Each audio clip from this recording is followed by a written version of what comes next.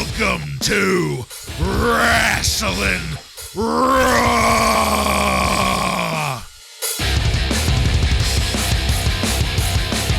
All right, you're listening to Wrasslin Raw, the podcast that used to take you back to when Raw became war and attitude ruled. Thank you for joining us. You're here with Ryan Arico. Thank you, Bartlett. This is about as high as you can go in San Antone, Texas. Joe Giammatteo is not here with us, and we will discuss that in a moment, but I am the one and only Jason Bartlett, and we've got a bit of an oddball episode here for you. We're recording some filler, you could call it. Some quality filler, though. We're grasping for straws here, looking for something. Yeah, I'm very, very lucky to have such caring friends that I do this podcast with. There was a prisoner exchange arranged with Netflix. They got me out of the pokey there with them, but the trade-off is that Joe had to go in. We had to make some sacrifice. Yeah. They told us. Yeah. Or we'll get no more Raw for the rest of the 2025. And we couldn't hand over Ryan because he edits this shit, so... Yeah, I guess that saves my ass, finally. Yeah. So you're all aware of the special torture that Joe is going through right now. Whenever I was there, and I can only assume that this is what they're doing to him, if you've ever seen A Clockwork Orange, they strap you down in a straitjacket, hold your eyelids open, and make you watch AEW. Oh, so, God damn. Yeah. I didn't know that. That's what you get. Yeah. I'm sorry you had to go through that. Yeah, well, I brought some of that on myself. I refused to pay for ads while I was watching it. I could have had Raw. I could have been strapped down with my eyes open watching modern Raw, but I refused the ads, so it was ad-free AEW. It's one of those monkey paw situations. Joe might even have it worse then, because he doesn't even have Netflix. So they might be really laying the screws to him. Yeah. Yeah, they're a bunch of fucking sadists, I can tell you that. Fuck. But I'm glad to be out. I'm glad to actually be able to bathe and perform hygiene on myself, so that's a good thing. I guess let's let everyone know what we're going to be recording tonight. Yeah. What are we reviewing? This isn't our fuck Netflix or state of WWE. We're going to review some wrestling tonight. Some real old school wrestling. So WCCW, World Class Championship Wrestling. And I got to be honest, I was really excited about this. I had never actually sat down and watched WCCW. I never have either. So, yeah, it was an experience for sure. Yeah. So Ryan and I, we watched it on the Cock because WCCW is one of the few things that WWE still hosts on the Cock. But for those of you, especially our international listeners that don't have access to that, there is a YouTube channel called The Wrasslin Channel. That's RASSLIN channel, where these episodes are also available. And we're going to do the usual thing of telling you the date of the program that we're reviewing here, so you should be able to easily find it and watch along if you so choose. So without further ado, in this episode of Wrasslin Raw, we're going to talk about what is this show even called? It's just WCCW, right? It's not... they didn't seem like they had a special name for it or anything, at least not yet. Yeah, it's not like main event or anything like that. It's just WCCW episode that aired on January 2nd, 1982. This was recorded at the Sportatorium in Dallas, Texas, which was also very cool to finally see that live not live, but see it in action. And features Gene Goodson and Jose fucking Lothario on commentary. I was very surprised when I saw Jose. And me too. It was almost the end of this entire podcast once again. I gotta be honest, though. The last time we saw him, he looked like he was one step in the grave. Yeah. And he looks a little younger now, and I don't know, is it just me, or does he actually speak better English in 1982 than he does in 1997? Yeah, he does. He does. Well, keep in mind, whenever we saw him on Raw, that was a full, 13 years later than what we're about to review right now. But somehow he lost his ability to speak the English language in between then and now. Well, I'm sure there's some brain injuries Head trauma going on there. CTE. What's a little CTE between friends?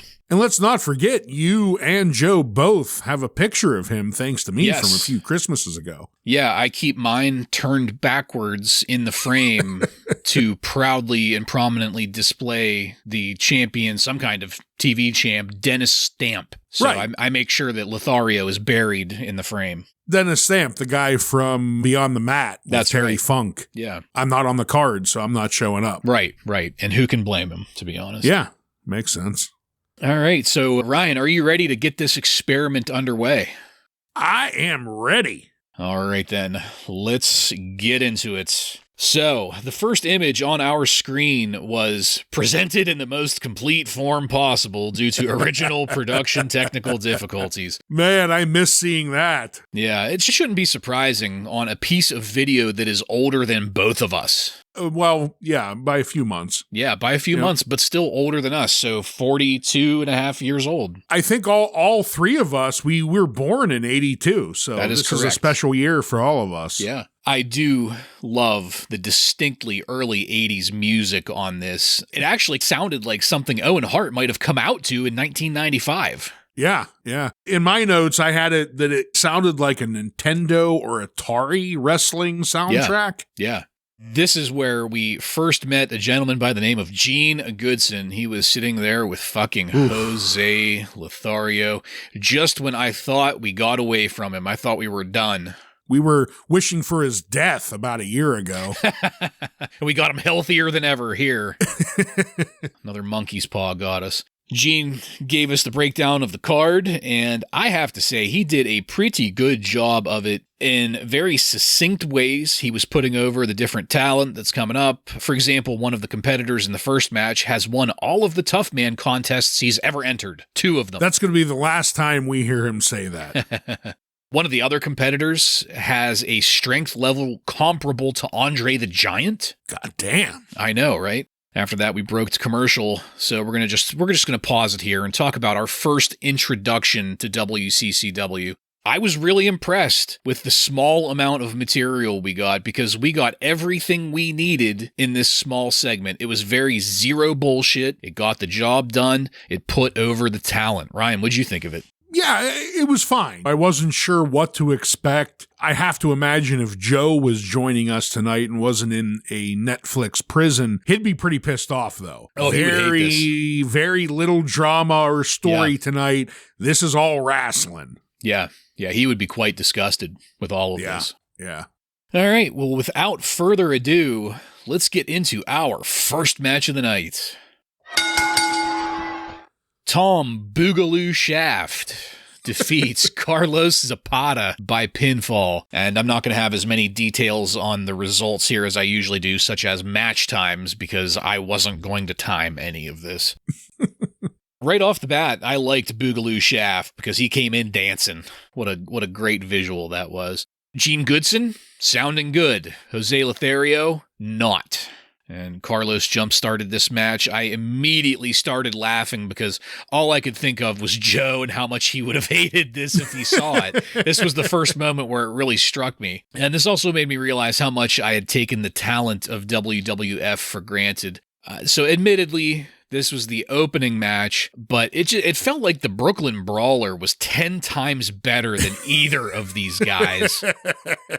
Alex the Pug Porto could have mopped the floor with Carlos Zapata. He would have looked like Bret the Hitman Hart in the ring with these two. Ryan, I feel like you and I in the ring would have looked better than these guys. Carlos Zapata sells like absolute shit, and it wasn't until a few seconds before the pinfall that we got any kind of sequence that looked good. That was an Irish whip to the corner, and I don't even know what to call that finisher that Boogaloo used. It was some kind of flying ass press. Yeah, the ass bump finish. Yeah, and that's it. Boogaloo won with the pin, and now that we've got our first WCCW match under our belts, we've taken it to the next level now. Ryan, please, your thoughts. Well, first off, we're told that Tom Boogaloo Shaft has won 2 tough man competitions. We've now been told that at least 2 or 3 times, and another 7 during this match. Goodson brings it up quite often that Boogaloo had this tough man competition, whatever the fuck that is. But one thing that was immediately evident by both of these guys was their lack of physique. There's no mesomorphs in this ring. Yeah. We got used to the big strong guys of the 90s WWF. These guys were definitely sloppier than that. Later on, we're going to see the Von Erichs, which they're big muscle guys. They consume a lot of gas. Let's put it that way. But this was boring. The match itself wasn't great. These guys moved very slow in the ring. And Tom Boogaloo Shaft picks up a fucking ass bump finish win, which commentary tells us was a beautiful move. I'm not sure I agree on that very much. And another thing outside of the talent in the ring, I have to say I was very underwhelmed by commentary. And not just Jose. I thought Gene Goodson was bad and just repeated himself a lot. This is definitely no JR and the King. That's for damn sure. So I don't know what else to say other than the first match out of the hole here could use some work. Yeah, I can't really argue with that. Now, I don't know, we're going to get into it, but I thought it did improve over the course of the episode. This was the wrestling? All of it, really. It kept on getting. It is. I think it got better and better as the matches went on. Yeah, but this was certainly the low water mark of the evening. This match. Yeah, it wasn't great. Do you happen to have the Buddy Landell sound teed up on the soundboard? Because I think Boogaloo Shaft could get the old droopy arm sound. Well, sure. Give me 1 second here. Absolutely. Yep, that's just for Boogaloo Shaft. He was pretty underwhelming for a tough man. We'll hear from him a little later. Oh, yeah. We'll hear, but not understand. Sandy Antone. Let's move it along. Let's get into our next match. Big Daddy Bundy defeats the Monk by pinfall. I was really happy to hear that the Monk was from parts unknown. Yeah, that was really great to hear. Besides that, he does not look like a monk at all. And talk about a blast from the past. Big Daddy Bundy is indeed King Kong Bundy, except with eyebrows. And hair. And a little lighter. Yeah, still that odd potato shape of a body. Yeah, but still a giant motherfucker, but lighter than what we saw him at, for sure. And I gotta say, I was surprised at how much I ended up enjoying this from the start. Maybe it was just because the bar had been set so low in that previous match. This had all of the hallmarks of a squash match to put over Big Daddy Bundy, and Bundy was doing it here. Honestly, the Monk too. Bundy was looking strong, and the Monk was selling really well for him. This was a really short match, as squash matches are wont to be, with Bundy ending this with a bear hug into a kind of a body slam. I was disappointed that he did not call for 5. Yeah. And that's it. Ryan, I thought this was leaps and bounds better than the first match. It was kind of neat to see King Kong Bundy as Big Daddy Bundy here. He actually looked good to me for the first time ever. What did you have on this? Yeah, I kind of completely agree with you. This was better than the first match, and I think this is the best that I've ever seen Bundy look in the ring. He's a little bit lighter here. He's a little bit in better shape, and he's not quite as medicine looking as he is with the bald, pointy head with the hair. But as far as actually in the ring, this better in shape, younger Bundy, he did it for me. He looked like a true monster, tossing the Monk around. The Monk did a pretty good job of selling for Bundy, and it's a squash match. Quickly, Bundy picks up a easy victory with a bear hug. And just like you, I was a little disappointed in the no 5 count. I guess that's something that he must pick up when he gets the King moniker. I don't know. What are we, about 4 years away right now from when he's going to headline with Hogan at WrestleMania 2? I think that's 96, right? 86, yes, I do believe you're 86. correct. So, yeah, he's on his way to becoming King Kong Bundy, but I thought for sure the best wrestling match I have ever seen Bundy in. Yeah. And when it was all done, I looked on the internet a little bit for information about the Monk. I was thinking about making him Jobber of the Week, but I really couldn't find anything other than he has a few matches in early 82 in the WCCW. Not much else other than that. So I guess he really was from parts unknown. I don't know, because there's nothing about him, but better than the first match. And holy shit, Bundy wasn't a bad monster at one time. Yeah. And I totally agree about the Monk. He did the job really well in this. Yeah. That can't be understated. He didn't carry Bundy, but this was definitely a dance between monster and jobber. And it was beautiful. He was deserving a Jobber of the Week. I'm a little sad I couldn't find much info about him. All right. So next up, we took a break from the action to go to Gene Goodson. He was there with Boogaloo Shaft, so Boogaloo could cut a Boogaloo promo. Whew. Boogaloo was pretty fired up. He was delivering a bunch of promises there that I don't think his talent could cover. He did have pretty good delivery, though. I think his promo would have been a lot more acceptable if we didn't just see him shitting the bed in the ring. But, from what I could make of it, it was entertaining in that old-timey wrestling way. And after another break, we came back to Gene there with a couple of the Von Erich boys. Gene went to Kevin first. Kevin has apparently been hanging out in other territories to scout the competition, but of course came back to put over his hometown promotion.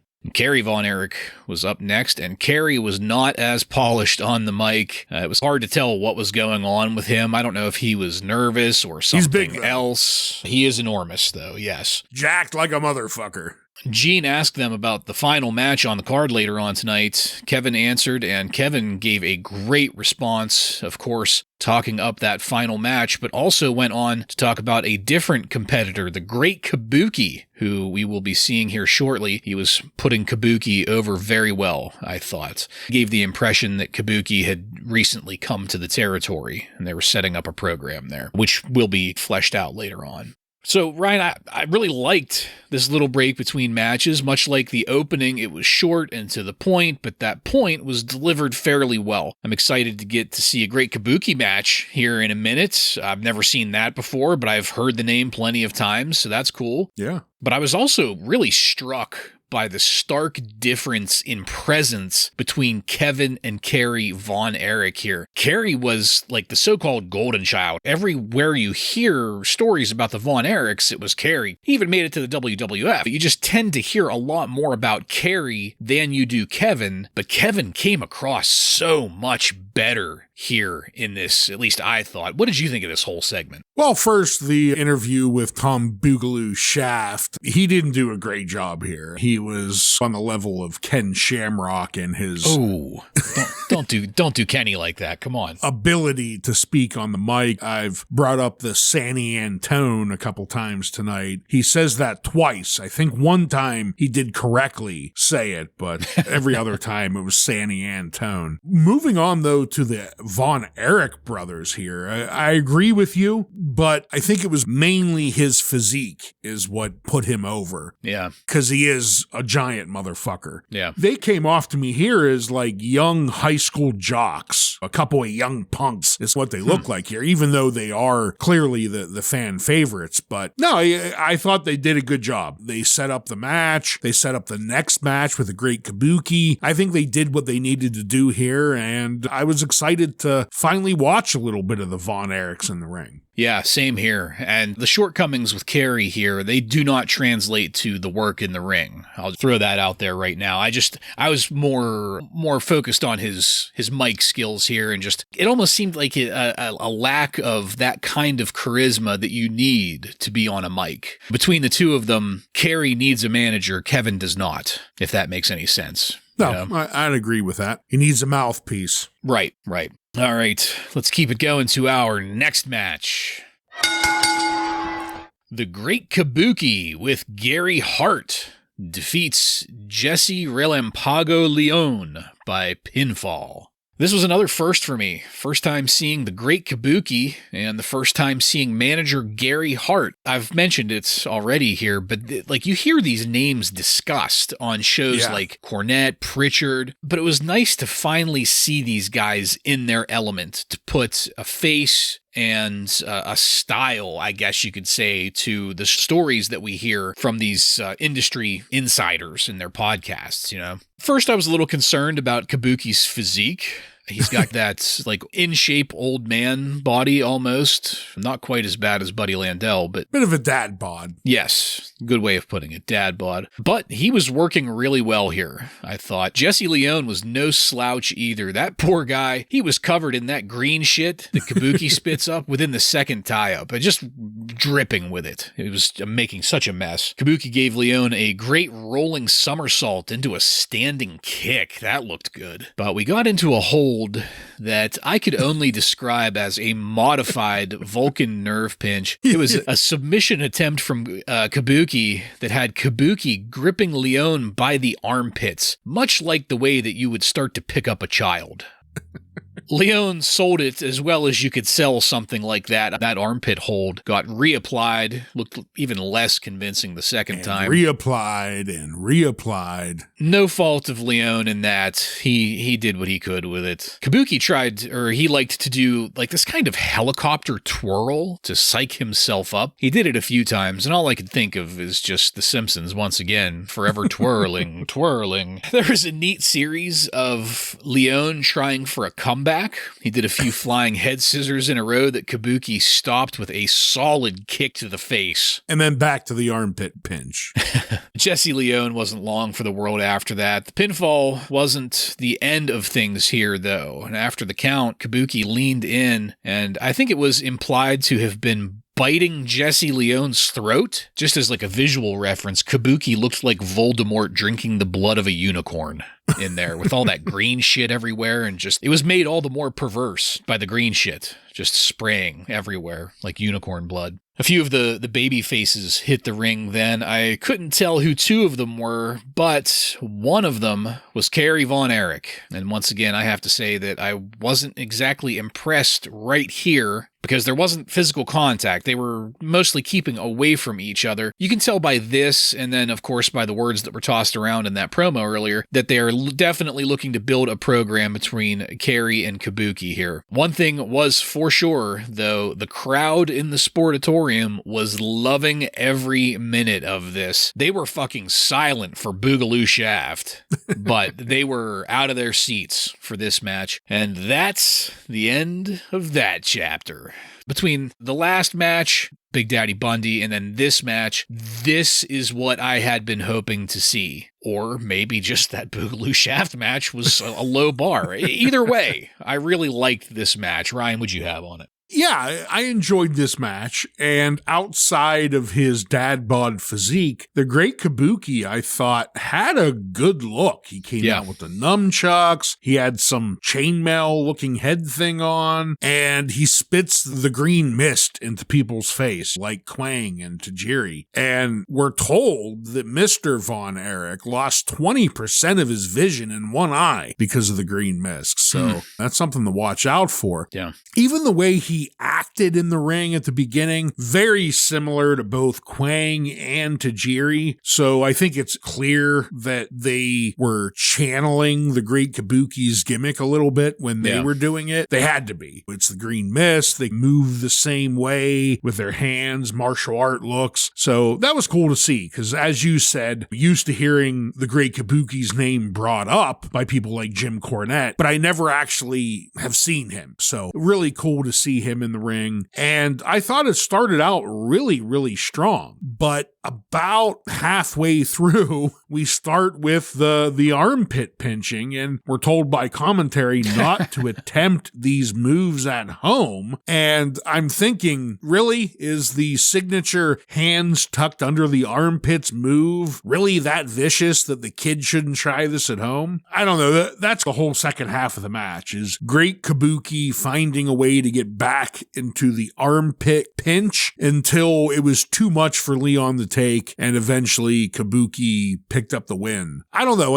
I think Kabuki was the best character of the night so far, by far. Yeah. But the whole second half of the match, with it being nothing but armpit pinching, was a little bit underwhelming. Kerry Von Erich coming out. Yeah, they set up the match for next week, so good job there setting things up. I guess I was just hoping a little bit more action going into the finish. Yeah, it almost seemed like somebody got winded there, but you really couldn't tell who. If I had to guess, I'd guess Kabuki, but he did have great bursts of speed and energy here and there when he wasn't pinching armpits. It wasn't a terrible match. It really leaned heavy on the armpit pinching. Yeah, a lot of sitting around. Yeah. All right, let's go into our final match of the night. The Von Erichs, Kevin and Kerry, defeat Arman Hussein and Tim Brooks by pinfall. So Hussein and Brooks are the current tag champs. But this isn't a title match. This is not a title match, no. Just to be clear. I laughed heartily when, despite being billed from Sudan, Arman Hussein cut a quick promo on the mic in one of the thickest Texas accents I've ever heard. No, he's from the Camel Corps. Yep. It's apparently a thing in WCCW that they have 2 referees for tag matches. That was new. Interesting. It's to lend an air of legitimacy. We got to make sure we keep all 4 people under control. Yeah, that doesn't happen. The African champion, Arman Hussein, performed the camel walk around the ring, which is apparently a ceremony that all Muslim champions perform at the start of a match. Every sporting event, I believe they said. Gene Goodson did not sound qualified to make that kind of a statement. Did we say camel again? Camel, sand, camel. That's all the Middle East has, right? Yeah. The Sudan isn't even in the Middle East. I thought it's in Africa, I thought. Talking about facts here. Fuck off. So in terms of ring work, Kerry, much better here than he was on the mic earlier, than he was running in earlier. He and Tim Brooks looked really good together in the ring at the start of this. And the funny thing about having 2 referees in the ring is that they look twice as useless when they can't prevent double teaming and rule breaking, which they couldn't. Multiple times. I really liked Tim Brooks keeping Kerry Von Erich from the hot tag early on. That was really well timed, I thought. Kevin finally got mixed up in some action on the outside. Many of those punches that he was throwing looked great. Back in the ring, Kevin got a roll up on Hussein, and the older referee of the pair, Bronco Lubitsch, he really pussyfooted the count there. It was like he didn't want to sting his palm slapping it on the canvas. It was really pathetic looking. Kevin Von Erich looked downright dynamic in his work here. Everything was really well placed and well worked, but he also added this little bit of flair to it that really helped to sell what he was doing. Just small gestures, small movements that were almost punctuating the moves that he was executing. I laughed again when Gene Goodson said that Arman Hussein speaks 5 languages fluently. I bet every single one of them's in a thick fucking Texas accent. There was a kind of a leaping rollover from Kevin Von Erich onto Tim Brooks that resulted in the pin. It was really hard to follow that because it had been a bit of a clusterfuck. I didn't think Kevin and Tom were the legal men in the ring, but I guess that's the one and only benefit of having 2 referees. They can keep track of that, so it must have been kosher. But of course, that was not the end of it. The tag champs were not happy about losing. The referees continued to show their ineffectiveness as Brooks and Hussein kept double-teaming Kevin and Kerry, and things more or less just wound down from there. Ryan, now that we've had our final match of the evening, I have to say that I am still overall pretty impressed. It was less surprising here, though. You always hear about how good the Von Erichs were, but I have to say that I think I'm a fan of Kevin Von Erich after this. He was certainly the standout in this foursome. What did you think of this match? Yeah, finally, the Von Erichs coming out here. We get some big juiced up guys, some muscle guys coming out, people with some actual good-looking physiques in the wrestling ring, and with their blonde mop top, they reminded me of He-Man, which is slap dab in the middle of this timeline in 1982. Yeah, definitely Kevin. Yeah. As you mentioned, Hussein must do the camel walk, something all Muslims must do before every sporting event.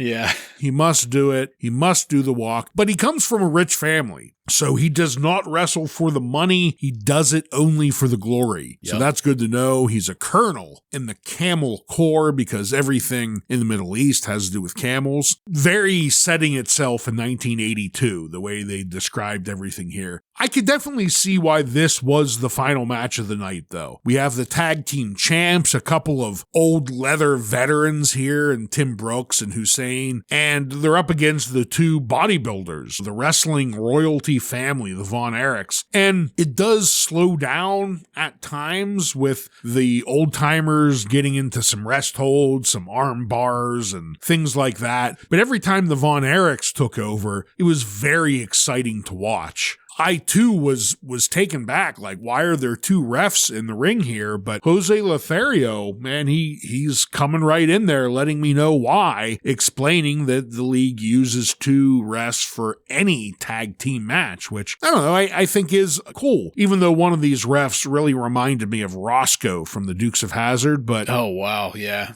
At one point, the crowd started chanting, and I couldn't quite make it out, but it sounded like they were saying no means no, which, I mean, I really hope that isn't what they were cheering. But that's all I heard. They did it twice. There were two different times. It sounded like they were chanting no means no, but I have to assume they weren't. Oh, my God. Holy shit. What don't we know about Armand Hussein? No, actually, you know what? What don't we know about Tim Brooks? Because if it's just going off of looks the alone, killer. No means no is probably more applicable to Tim Brooks. I didn't think this match disappointed. Neither did my first viewing of the Von Erichs. They were exciting in the ring, and I thought they pulled off a pretty good-looking finish. That jump from the top rope into the somersault thing, that was all pretty cool. So I thought a pretty good way to finish this show out. Give us the Von Erichs. Yeah, absolutely. Not surprising, given their father owns Right. this territory. But I digress. They were the best of the night, though. Yes, for sure. So after a commercial break, we came back to some final words from Gene Goodson. Jose admitted here that he's a terrible commentator, and then he dropped the bombshell that next week on World Class, Jose is going to be on the card. And that was a real kick in the nuts because it feels like we just can't win. Well, we never saw him in the ring. Yeah, well, hopefully that's good. I don't know. I'm only assuming the worst until I'm proven otherwise. I will heartily admit when I'm wrong, but I'm going to assume the worst. Gene also told us that next week, Kerry Von Erich will be taking on the Great Kabuki, and that will be the finest wrestling match in the world that week. Better than any other one going on. And finally, Gene advised us all that regardless of where you're at, if there's live local wrestling in your town, you should buy a ticket and go see it, which is a sentiment that I greatly appreciated. I thought that was a really magnanimous gesture from WCCW here. It doesn't matter if you're here in Dallas or where you are. If there is live local wrestling, go buy a ticket. Go out and fucking support it. Yeah, That's right.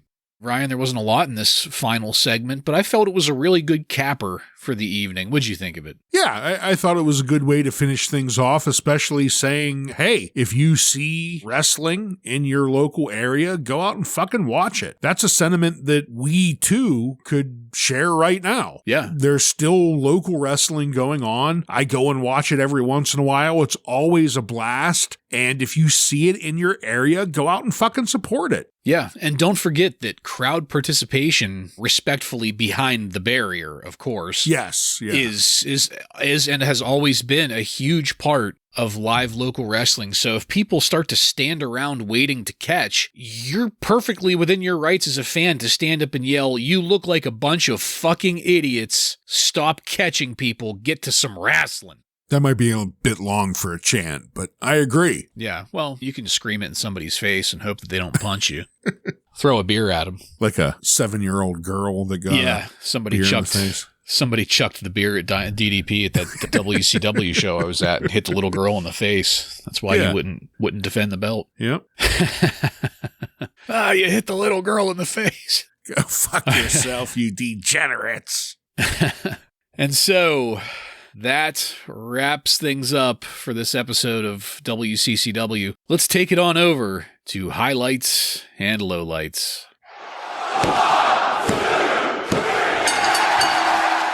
Ryan, what do you got? So highlight, I'm going to have to go with the last match with the Von Erichs especially. They looked great, and I thought the first time viewing them lived up to what I've always heard about them. They look good. They got great physiques. One of them at least is decent on the mic. All around, I was pretty happy with that final match. Low light, I don't know if you're going to agree with me based on some of your comments tonight, but my low light is Gene fucking Goodson on commentary. Jose Lothario actually surprised me in what he did, but Gene's play-by-play was fucking terrible. He straight up didn't make sense at times. He was flubbing his words left and right, repeating himself multiple times. I don't know if he was just nervous on opening night, but I thought he was bad and looks like Rod Roddy, the announcer from Price is Right. He does look like Rod Roddy.